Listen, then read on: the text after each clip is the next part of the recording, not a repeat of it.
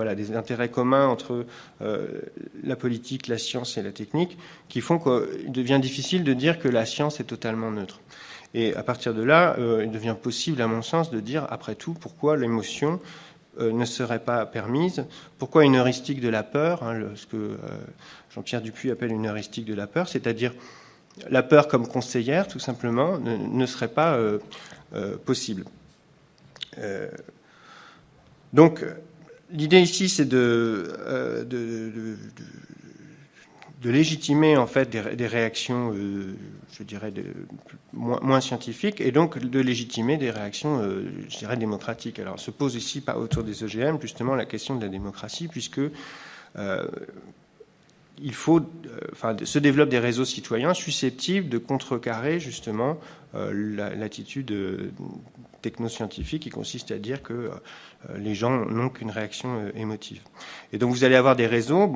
Dans le nucléaire, vous avez la CRIRAD, par exemple, pour sortir du nucléaire. Vous avez la même chose dans le domaine des OGM, avec InfoGM, le CRIREM, Réseau GM, etc. Et donc qui permettent à des amateurs, enfin en tout cas à ceux qui ne sont pas des experts, de s'exprimer et d'essayer d'agir pour justement faire passer les inquiétudes des personnes. Et ces inquiétudes, vous avez compris qu'on peut les considérer comme légitimes. Il n'y a pas de raison de penser que parce que les gens ne sont pas des experts, leur avis serait complètement obscurantiste, si vous voulez. Et cette légitimité démocratique, elle est d'autant plus urgente, à mon avis, qu'on a bien vu que le système ne fonctionnait pas de lui-même, puisque de nombreuses catastrophes industrielles, atomiques, chimiques, le scandale du sang contaminé, la vache folle, l'amiante, les prothèses, le médiator, etc., enfin tout un ensemble de choses, montrent qu'il y a tout lieu d'instaurer un véritable, sinon un ralentissement, mais du moins de vrais débats avec... je dirais, les citoyens qui auront à utiliser ou à vivre dans cet univers technologique. Alors dire ça, c'est très souvent passer pour une sorte c'est de pratiquer une sorte d'infanticide technique, c'est-à-dire vous bloquez je dirais le talent, le développement, la créativité scientifique, etc.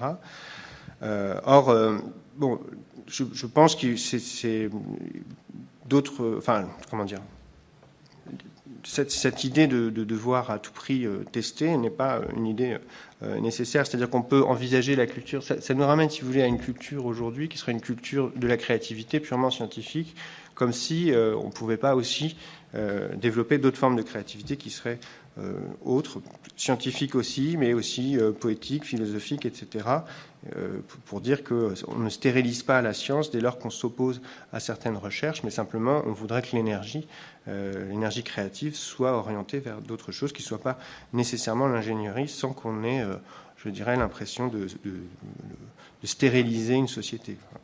Voilà, donc des alertes vis-à-vis des OGM, vous en avez énormément, et depuis un moment, on avait déjà des craintes. Vous vous souvenez peut-être du Meilleur des mondes d'Huxley, paru en 1832, qui lui-même craignait une société totalitaire du fait d'une gestion génétique de la population. Donc là, ça nous ramène sur les questions du transhumain et l'OGM non plus simplement en termes d'alimentation, mais en termes de transformation du vivant.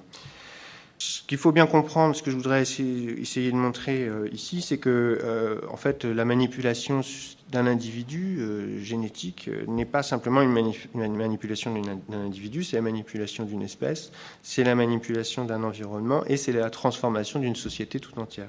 Donc derrière la question des OGM, on pourrait parler d'une société génétiquement modifiée, ou du moins entraînée dans une certaine conception, évidemment, des choses que j'ai simplement esquissé ici.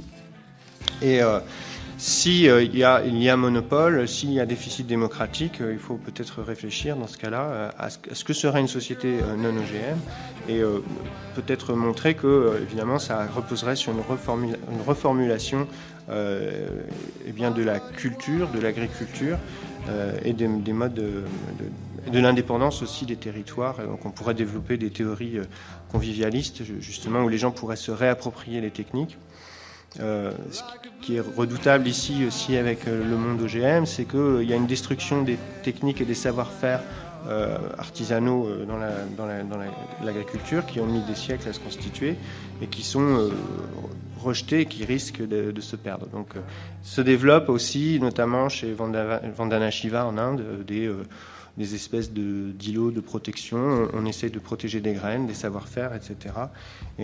Et faire cela n'est pas nécessairement une attitude rétrograde, mais simplement une façon différente d'envisager le progrès.